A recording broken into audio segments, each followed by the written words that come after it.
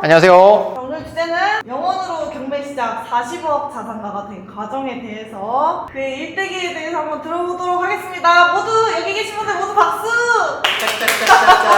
경매의 실용적인 강의를 했다면 이번에는 좀 특강 형식으로 준비를 해주셨다고 들었습니다. 평범한 직장인이던 시절에 그런 시절이 경매인도 있었을까?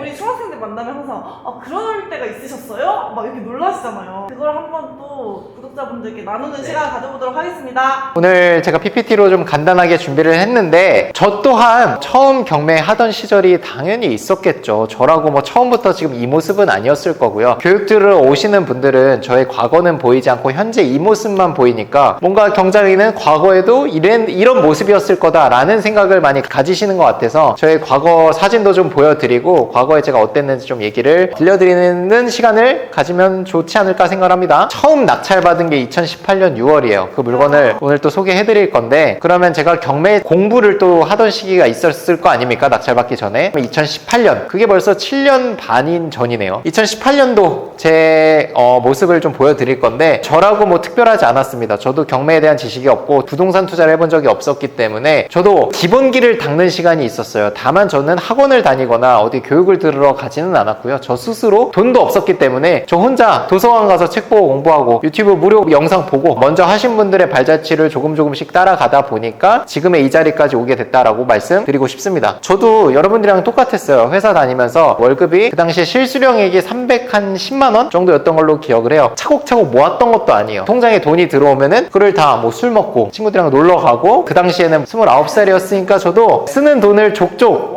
쓰던 시기가 있었어요. 그러니까 받는 돈을 족족 쓰던 시기가 있었습니다. 그래서 이렇게 술 먹고 와서 집에 또 와가지고 현타를 맞는 거죠. 또 다음날 내일은 또 뭐 하면서 시간을 보내나, 내일 또 퇴근하고 뭐 하나, 그런 발전적인 생각보다는 어떻게 또 시간을 때우나, 친구들이랑 놀까? 어디 가서 놀까? 이런 것들에 대한 생각만 했었을 것 같습니다. 그리고 그런 발전적인 생각을 안 하다 보니까 일상적으로 제가 업무라든지 뭔가 해야 될 일이 있는 것도 계속 미루는 성향이 있더라고요. 계속 뭐 하기 싫다, 뭐 시간을 미루다 보니까 또 시간이 지나 있고, 그럼 내일 할까? 오늘 한 반만 끝내놓자. 그래 놓고 반도 안 끝내고 자고. 이게 일상의 반복이었어요. 그래서 이게 제가 18년도의 모습이에요. 저희 매형이 하던 가게에서 이제 아르바이트를 했었는데, 당시에는 좀 말랐었어요, 체형이. 지금보다 한 13kg가 덜 나갔었으니까 이렇게 공장에 가서 일을 하기도 했습니다. 여기는 정규직으로 취직을 한 거 있는데, 이제 영업직이었는데 공장에 가서 생산이 어떻게 되는지도 확인을 해야 돼서 그런 것들에 대해서 공부하던 시기가 있었고요. 제가 이 모습은 2019년 모습입니다. 저희 첫째를 이제 안고 찍은 건데, 굉장히 이제 피곤한 모습이고, 육아를 해보신 분들은 아시겠지만 이 육아라는 게 굉장히 힘들어요. 졸려가지고 이제 재우다 나도 잠든 거지. 집도 막 넓지 않아가지고 뭐 장모님이나 저희 처제가 와서 애를 봐주는데 짐을 놓을 데가 없어가지고 다 뭐 거실에 두고 뭐 이렇게 생활을 했었어요. 그러다가 이제 월급이 딱 찍히는데 여기 잔액을 보면 380만 원이거든요. 360만 원이 들어왔는데 380만 원 잔액이면 통장에 20만 원 있었다는 거예요, 돈이. 그런 생활을 저도 했었습니다. 그래서 그러다가 와, 이대로 가면은 진짜 미래가 없겠다 싶었어요. 미래가 없는 게 나 혼자면은 괜찮은데 우리 와이프랑 저희 자녀, 우리 자녀까지 여유롭지 않은 생활을 같이 피해를 봐야 되니까 이제는 내가 좀 바뀌어야겠다 생각이 들었어요. 그래서 부자들은 어떻게 부자가 됐을까 연구를 하다 보니 부동산으로 이어지게 됐고, 뭐 사업이라는 것도 있었는데 뭐 사업을 갑자기 거창하게 할 수는 없으니까 부동산으로 1차적으로 투자라는 걸 해봐야겠다라고 했었습니다. 그래서 제가 부동산 투자에 대해서 관심을 갖게 됐고, 그렇게 2019년 3월 통장 잔고, 정확히는 2018년 3월입니다. 2018년 3월에 통장 잔고 650만 원을 가지고 경매 시작을 합니다. 제가 어떤 용기를 낼 수 있었냐면, 경매는 시세보다 싸게 사는 거기 때문에 대출 80%와 신용대출을 활용하면 내 돈이 전혀 안 들어가도 주택을 매수할 수 있겠더라고요. 그리고 그 돈이 묶이는 게 아니라 오히려 전세 맞췄을 때 돈이 더 생기기도 한다. 풀피 투자라고 하죠. 그것들을 알게 됐습니다. 참고로 당시에는 뭐 매매 사업자 단타 매도라는 게 없었어요. 부동산은 기본적으로 2년 이상은 보유를 해야 되는 거였고, 제가 당시 생각했던 건 전세가라는 건 꾸준히 시간을 머금고 올라가는 것이기 때문에 투자를 해놓고 보유하면 전세가 또 2년 뒤에 올라 있고 2년 뒤에 올라가 있고, 이런 것들을 방향을 잡고 제가 투자를 했었어요. 도서관 가서 공부를 하고 유튜브를 보면서 무료 영상들을 시청하고 하면서 공부를 시작을 했고요. 그러다가 이제 한 2개월쯤 지났을 때 한 5월쯤부터 적극적으로 임장을 다니기 시작했습니다. 제가 어떻게 했냐면, 이건 임장하는 모습인데, 일단은 평일에는 이제 출근을 하잖아요. 그래서 9시부터 뭐 한 보통 17시 반이면 저는 퇴근을 했던 것 같아요. 그리고 여기에 12시부터 1시는 점심시간인 거죠. 그래서 저는 요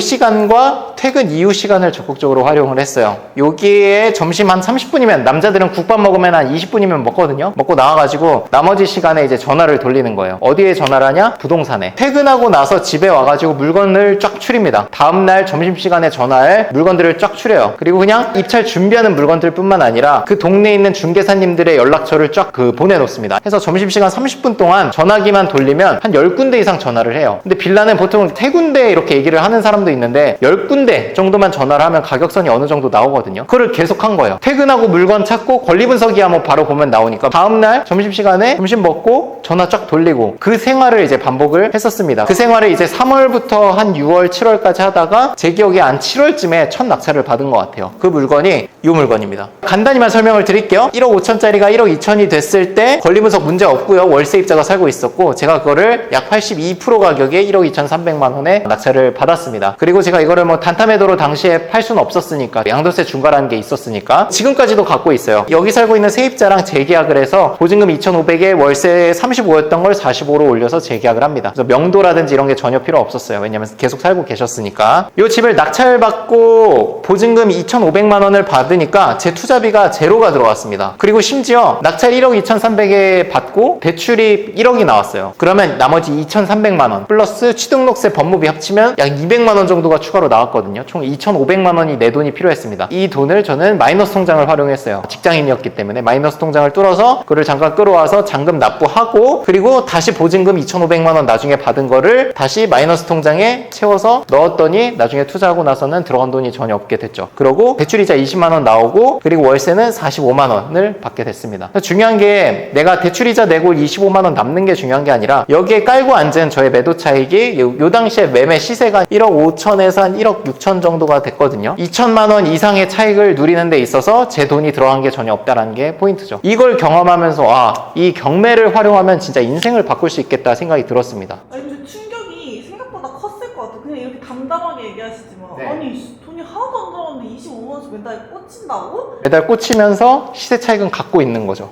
거기에 플러스 직장인이면 네. 거의 10%대 연봉 상승인 거잖아요. 그쵸. 게다가 매달 받으니까 매달 월세도 받고, 그리고 내가 직장 생활을 했으니까 월급도 계속 받고, 그리고 신기하게 경매 투자를 하면 돈도 모으게 됩니다. 왜? 다음 물건 또 하고 싶어서, 더 좋은 거 하고 싶어서. 왜냐면 내가 자본이 1,000만 원, 2,000만 원일 때보다 3,000만 원, 4,000만 원이 되면 훨씬 좋은 물건을 볼 수 있게 되거든요. 그러면서 저절로 내가 씀씀이도 줄여나가고 돈을 모을 수 있게 되더라고요. 그래서 저는 이 경매를 통해서 투자라는 것도 배웠지만 재테크에 관심을 갖는 것도 거의 동시간에 이거를 배운 것 같아요. 그래서 이 물건이 당시 1억 5천에서 6천이었는데 지금 시세는 한 2억 정도가 되고요. 이건 한번 조회를 해보시면 여러분들도 2억 정도라는 걸 확인할 수 있을 거고, 2억까지 시세의 상승이 있는데 또 불구하고 저의 시간은 들어갔지만 묶인 돈이나 이런 게 전혀 없는 거죠. 그게 소액 투자의 저는 매력이라고 생각을 해요. 왜냐면 저는 1억 2,300에 받았고 지금 전세로 한 1억 7천 정도에 두고 있거든요. 뒤에서 보여드리겠지만, 그래서 제 묶인 돈이 없는 게 아니라 돈이 더 생겼죠. 이걸 투자했는데 돈이 더 생긴 거예요. 이렇게 돼 있던 집을 제가 이렇게 인테리어를 해서 나중에 전세를 얼마요? 1억 7,500만 원에 전세를 받았습니다. 낙찰이 1억 2,300에 받았는데 전세를 1억 7,500에 두면 투자금이 세금 없이 5천만 원이 더 생겨요. 그럼 이거 위험한 집 아니냐? 역전세 나면 어떡하냐? 역전세 나면 사실 돌려드리면 되죠. 5천 중에서 일부 돌려드리면 됩니다. 그러고 나중에 집을 팔 때는 그 이상으로 더 받을 수 있는 거고, 첫 번째 투자를 잘 하고 나서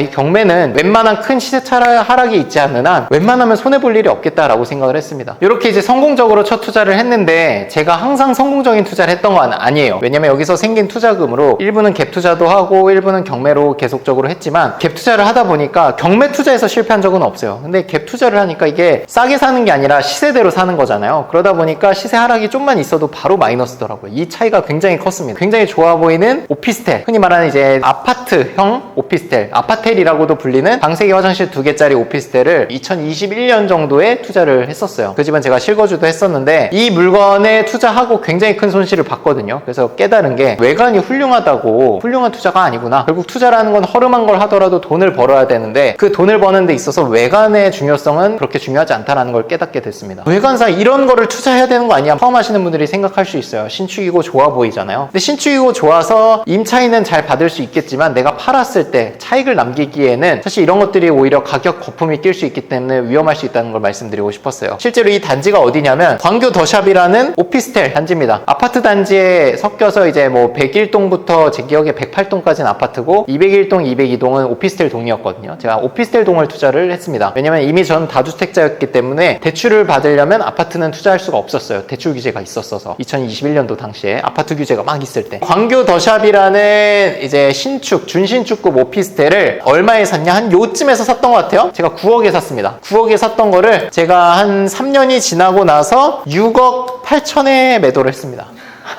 이게 지금 저희가 메꾸고 있는 컨텐츠 제작을 지금 하고 있는 거죠. 저는 뭐 이게 갭 투자는 아니고요. 9억에 사면서 6억 3천 대출을 받아가지고 저는 실거주를 했습니다. 대출이자가 거의 200만 원 넘게 나왔던 것 같아요, 매달. 1년 정도 살고 이사를 나갔어요. 월세를 주고. 근데 대출이자가 280만 원인가 나오는데 받을 수 있는 월세는 180만 원이더라고요. 그래서 대출이자 100만 원을 제 돈을 더 보태서 2년 동안 더 내다가 더는 안 되겠다. 뭔가 이제 빨리 그냥 손절하고 다른 걸로 뭔가 메꾸려고 했어요. 그러다가 이제 컨텐츠가 나온 게 당해에 세금 낼 거에서 상계 처리가 되더라고요. 손실 난 거는 2억 2천 정도의 손실이 났잖아요. 이 손실에 플러스 세금 낸 것까지 합쳐서 한 대략적으로 한 2억 후반 정도, 그러니까 2억 7천 8천 정도의 금액을 올해 상계 처리를 할 수가 있습니다. 다른 물건에서 수익 난 거에 대해서 세금을 안 내도 돼요. 그래서 그게 이제 이번 컨텐츠로 지금 만들고 있는 건데, 뒤에서 말씀드린 이제 네 채 동시에 낙찰받은 물건이 차익이 날 것 같은데 그 세금이 없습니다. 왜? 전 여기서 손실이 났기 때문에. 요걸 보면서 경매가 아니라 일반 투자로 하는 거는 진짜 타이밍 좋게 들어가야 되고, 잘못 투자하면 이렇게 몇 억의 손실이 날 수도 있겠구나. 그 손실이 나고 이득이 나는 게 외관상 훌륭하고 허름하고 오래됐냐 뭐 신축이냐 이런 거의 차이는 아니다라는 걸 이 당시에 이제 알게 됐습니다. 제가 경매로 지난달에 4채 아파트를 낙찰 받았거든요. 각각의 매도 차익이 4천에서 한 5천 정도가 납니다. 이 물건 2억 3천2백에 낙찰 받았는데 지금 얼마에 광고 중이냐면 2억 9천에 명도하고 인테리어 아무것도 안 하고 광고 중이에요. 뭐 가격을 깎아줘서 뭐 2억 8천5백에만 매도가 돼도 저는 매도 차익이 세전으로 한 5,300만 원 정도가 되는 겁니다. 거기에 뭐 들어간 제가 냈던 취득세나 이런 거는 다 빼고 뭐 그래도 남는 게 4천만 원, 4,500 정도는 될 것 같아요. 그리고 양도세나 어떤 부가세 이런 것도 없습니다. 전 개인으로 매도할 거고, 그랬을 때 77%의 단타 양도세 세금이 없기 때문에 5,300만 원 정도의 매도 차익이 예상이 되고요. 거제에 있는 아파트입니다. 거제에 있는 아파트도 이렇게 신축 아파트들은 매수세가 있고 인테리어 돼 있는 집이었고 가장 로얄층이에요. 그리고 가격도 싸게 내놨습니다. 가격이 싸고 매물이 제일 좋으면 수요가 있게 마련이에요. 두 번째 물건이 대구광역시 북구 서변동에 있는 아파트고요. 요거는 제가 2억 300만 원의 낙찰을 받았고요. 아직 이거는 명도가 완료가 되진 않아서 아마도 요 물건은 2억 6천에 내놓을 것 같아요. 2억 6천이면 지금 매물 중에서 제일 싸거든요. 층도 나쁘지 않고 9층이면 층도 나쁘지 않은데 매물은 저층보다 더 저렴하게 내놓을 겁니다. 그래서 2억 6천 정도의 매도라면 요것도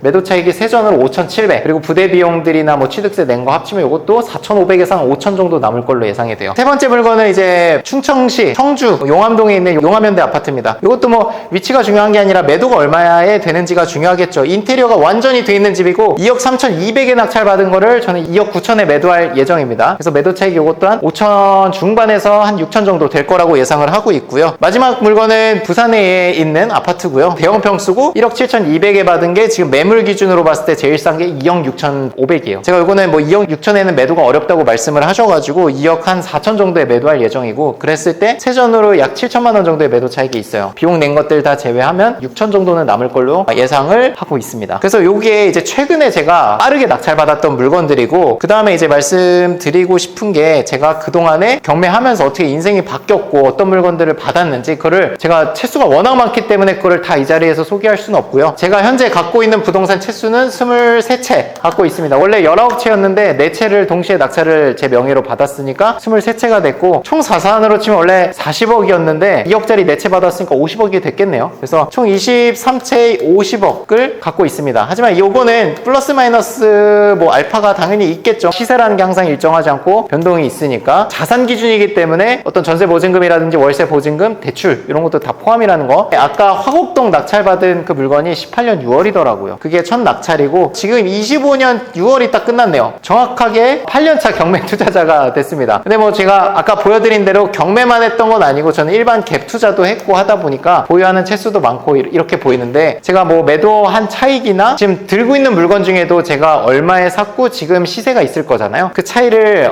봤을 때 시세 차익은 한 플러스 15억 정도 되더라고요. 그래서 이게 뭐 8년 동안 만든 거 치고 그렇게 사실 많은 것도 아니에요. 15억이라는 매도 차익이 있고, 제가 23개를 갖고 있는데 4개는 또 매도할 예정이라고 아까 아파트들 보여드렸고, 그 중에서 지금은 안 갖고 있지만 과거에 매도했던 게 한 5채 정도가 있습니다. 이 5채 채는 이미 여기에 들어가 있는 거고 이 네 채는 여기에 들어가 있지 않습니다. 그래서 요거까지 포함하면 얼추 한 17억 뭐 이렇게 될 것 같아요. 5채 매도 차익 저도 소액 물건을 주로 했었으니까 한 채당 한 3천만 원 정도 남은 걸로 쳤을 때 한 2억 정도가 여기 포함되어 있다고 보시면 될 것 같아요. 나머지 13억은 갖고 있는 23채에 포함이 되어 있다라고 봐주시면 될 것 같습니다. 물론 8년 동안 투자를 하면서 15억을 벌었다는 게 뭐 엄청난 자랑은 아니지만 월급 받는 거랑 또 비교를 해보면 사실 1년에 1.5억에서 2억 정도는 번 거니까 그래도 괜찮다고 저는 생각을 하고요. 내가 회사에 출근해서 계속 9시부터 6시까지 일을 하는 게 아니라 투자해놓고 기다리고 그냥 보유해놓고 월세 주고 세를 주면은 또 한동안은 제가 신경을 안 써도 되잖아요. 그런 시간 투여를 봤을 때는 훨씬 더 이 15억을 버는 데 있어서 들어간 노력이나 시간적으로 에너지 소비가 훨씬 더 적었죠. 그러다 보니까 그 여유 있는 시간으로 조금씩 이제 제가 뭐 경매를 알려주는 역할을 하게 되면서 이제 퇴사까지 하게 됐고 그게 2020년 초였던 걸로 기억을 합니다. 경매 투자한 지 정확하게 한 2년 정도 됐을 때 퇴사를 했었죠. 그래서 이게 퇴사까지 가는데도 사실 오랜 시간이 걸리지 않았어요. 경매 투자 여러분들이 꾸준히만 하시면 뭐 우리 실제로 퇴사하신 분도 있잖아요. 그런 분들이 또 계속 나오고 있기 때문에 제가 투자를 갭 투자도 해보고 뭐 아파트 투자도 해보고 월세 투자도 해보고 했는데 진짜 경매만한 게 없습니다. 싸게 사서 의미가 있는 게 아니라 싸게 사놨기 때문에 이 가격이 정말 폭락이 오지 않는 한 내 안전 마진은 확실해요. 그리고 그렇기 때문에 단타 매도를 해도 돈이 남는 거고 제가 이렇게 수많은 투자를 하면서 경매로 손실 본 적은 한 번도 없습니다. 제가 아까 대표적으로 3억 손실 난 거를 말씀드렸지만 그 외에도 손실 난 것들이 한 3개 정도 있어요. 다 갭 투자, 다 전세 끼고 투자한 거, 다 그냥 일반 매수한 거. 근데 걔네들을 내가 곰곰이 생각을 해봤어요. 제가 경매로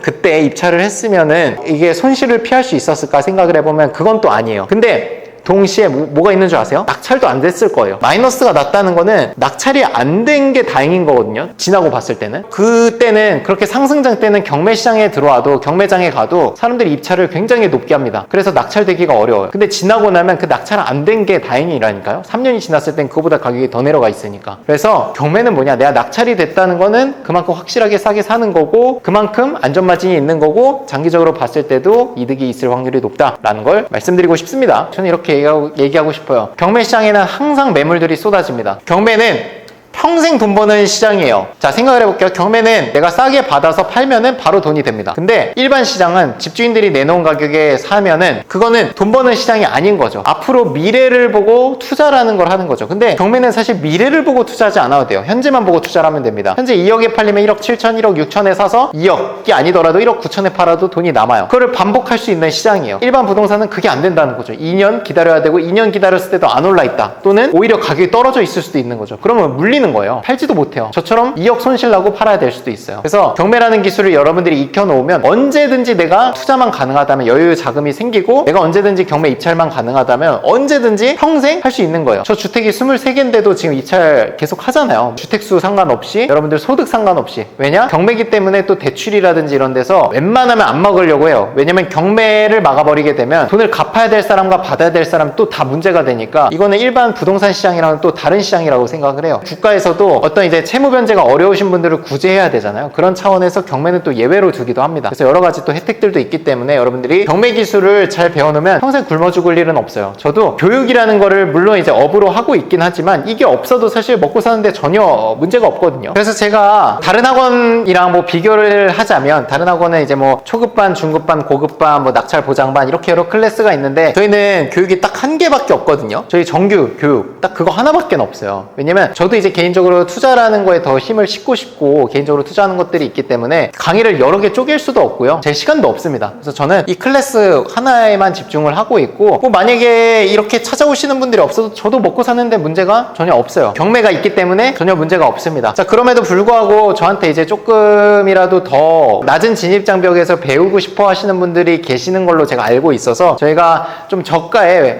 특강을 준비를 했죠. 저희가 온라인이면은 뭐 무료로 했을 수도 있지만 5만 원을 받는 이유는 또 자리 배정을 해야 되고 그러면 내가 못 왔을 때 남들이 또 못 들을 수도 있잖아요. 무료로 하면 꼭 노쇼가 생기기 때문에 그런 것들을 방지하기 위해서 5만 원의 소액으로 좀 진행을 하려고 하고요. 여러분들께서 오셔가지고 배울 수 있는 거는 저희 정규 강의 어떤 요약본을 들으실 수 있을 것 같습니다. 그래서 기본적으로 빌라 투자 그리고 아파트 투자를 어떻게 하는지 그리고 기본적인 권리 분석부터 어떤 물건들을 봐야 되는지 시세조사부터 입찰가 산정 이런 것들의 개괄적인 내용들을 설명드릴 예정입니다. 그리고 끝나고 나서도 상담받을 수 있게 질문할 수 있게 저희가 시간 배정을 할 거니까 많이들 찾아오셔가지고 특강 들으시면 좋을 것 같습니다. 고생 많으셨습니다. 고생 많으셨습니다. 특강 때 뵙겠습니다.